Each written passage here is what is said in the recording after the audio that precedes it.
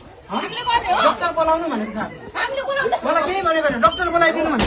म डक्टर बोलाइदिन्छु म चाहिँ कल हात लाग्यो म को तपाईको मैले के भने भाइ तिमीलाई दिन्छु नि म भाइ तिमी भित्र जाऊ तिमी डक्टर बोलाउ भने है कल हात लाग्यो ह किन सको यहाँ चाहिँ रेडी बस्यो